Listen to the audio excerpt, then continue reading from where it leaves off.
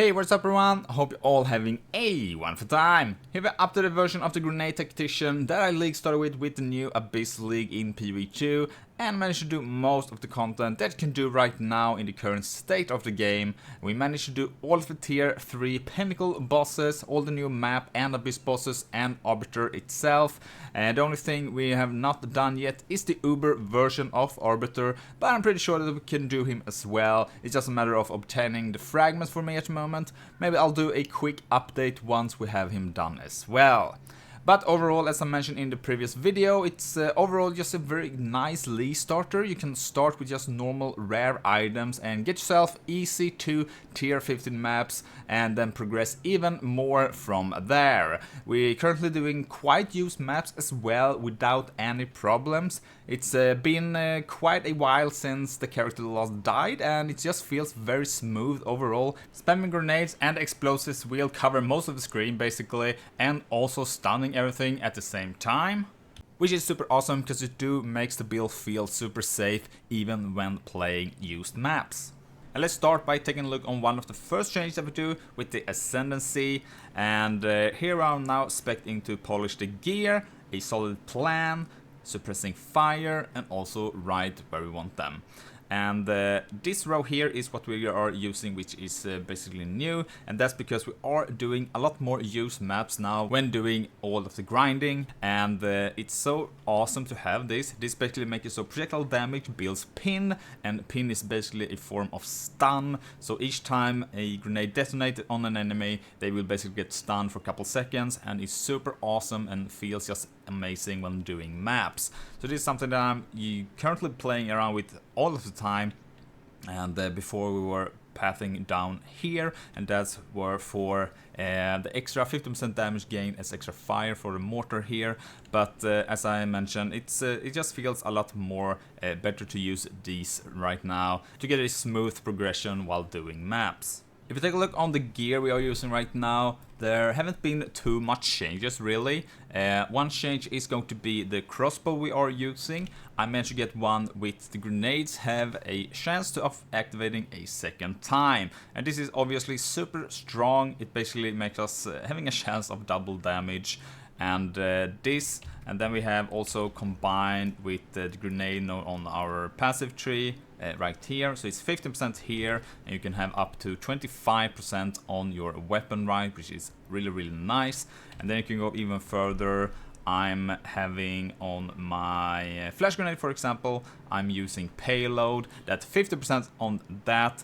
But yeah, you can't get 100%, but you can get up to 90% with all of these three combined if you want to, but just having the 15% here with the chance on the weapon really adds up. It's basically a 1 in 3 chance roughly for the grenades to detonate the second time, which is huge. So that's one of the new items that I went with. Other than that, it's same as before. You still want to get plus to attack skills, as much physical as you can. You could even go for added lightning or even fire damage. We are still converting our fire damage to lightning here, so either works fine. The lightning just have a higher cap, right? And one thing that I don't have here that you could go if you really want to min-max your crossbow is going to be onslaught on kill as an extra suffix, which just will speed up while doing maps, right? You're getting attack, cast speed, and also move speed from it. Also, don't forget to get a siege crossbow base. The base itself makes so grenades, skills, fire, additional projectile, which is obviously really important for the build as we are using grenades. Another new item that we managed to get is this one here. It's basically the same as the previous one. The only thing that's new here really is that we now managed to get the percent of mana on kill here, which is really nice to sustain our mana while doing maps. It really helps out a lot, and was something I mentioned in the last video that I didn't have at the time, but now we do have a source of it on our amulet. You can obviously go for a source on your yules as well. There is that's going to be the easiest way, but here is a option, and here is where I got mine. Life, global defense, and the evasion there. I would prefer to have armor instead, projectile skills, and also resist if you need them. We're also using a new anoint at the moment, and that's going to be volcanic skins. And what it does is basically gives us some extra damage. We gain 8% of damage as extra fire damage, but it also gave us a little bit of fire resist, which was something that I really needed to get ourselves to cap. And yeah, you can play around with that, but the extra damage is awesome to have as well. We also managed to get a new body armor, now with even more armor on it. And I basically just bought a exceptional base, crafted on it, and managed to get this. And we also added the reduced critical damage bonus as a suffix there, which also adds up quite a bit to the survivability of the build. You have up to 50% on the chest piece that you can have here, and you get another 20% from this node here. So you do get some reduction to damage crit, which is awesome. Just less damage taken from that, and it really helps up with your survivability. Other than that, we are using same as before. We want to get as much armor as we can, and also the armor also applies to elemental damage. Still have that on our boots here as well, and our belt same as before. Just try to get armor on it and chaos resist and life. And yeah, it's really the same. The other items, nothing changed here really.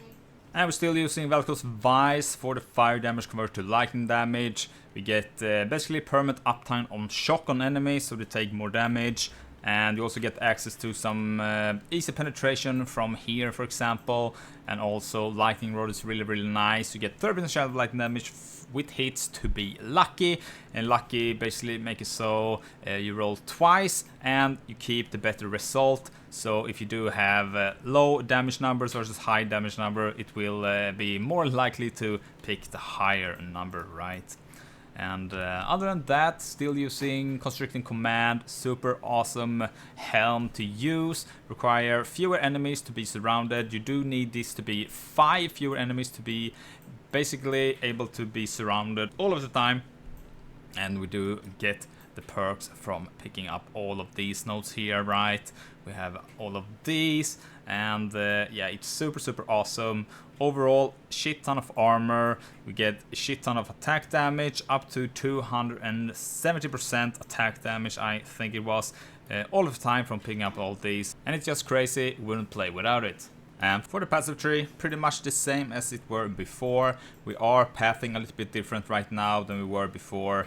But I will put the link to the POB so you can check it out for yourself if you want to. But one of the changes is going to be down here.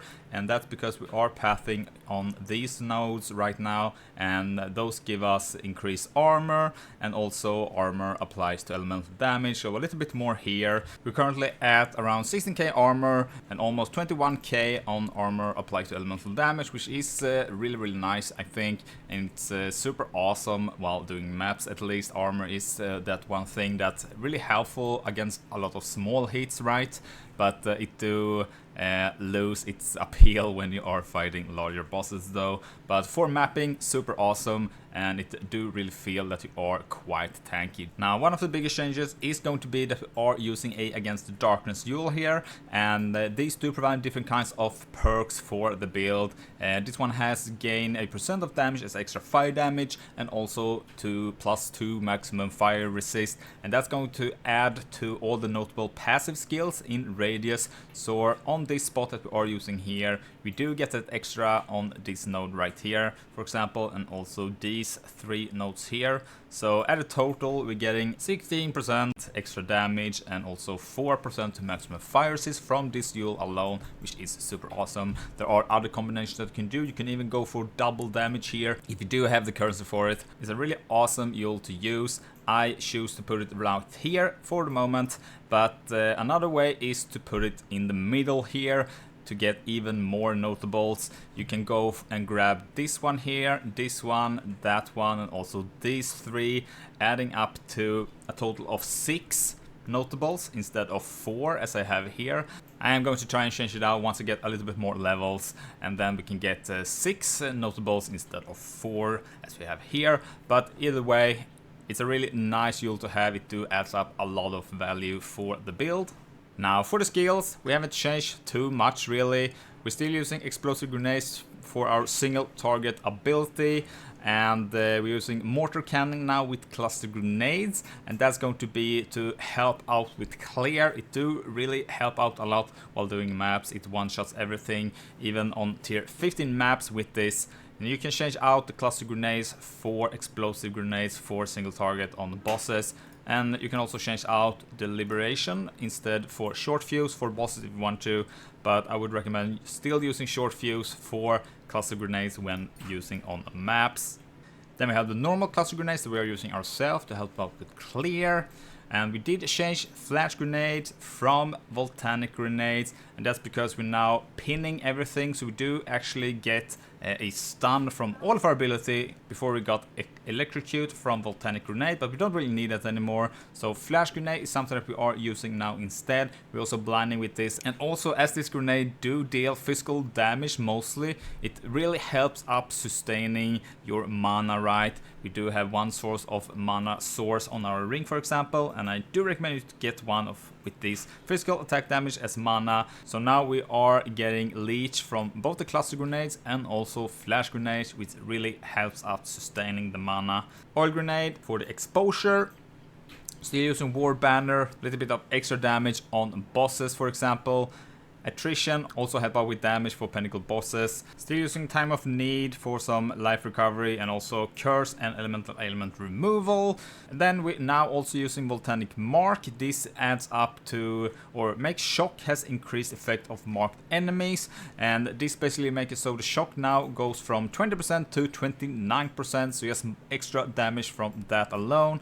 We're also putting in a mark for death, and this makes it so you now also armor break equal to 10% of physical damage taken. We do have a source of physical damage from all of our skills basically, some more than others, but yeah, this is just making it so they take more damage from that as well, with also a prolonged duration, so it stays up longer on enemies. Thanks for watching. Don't forget to like and subscribe if you found this video helpful. If you have any other questions, feel free to drop a comment and I'll try to answer them as soon as I can. And with that said, I'll see you in the next one. Bye!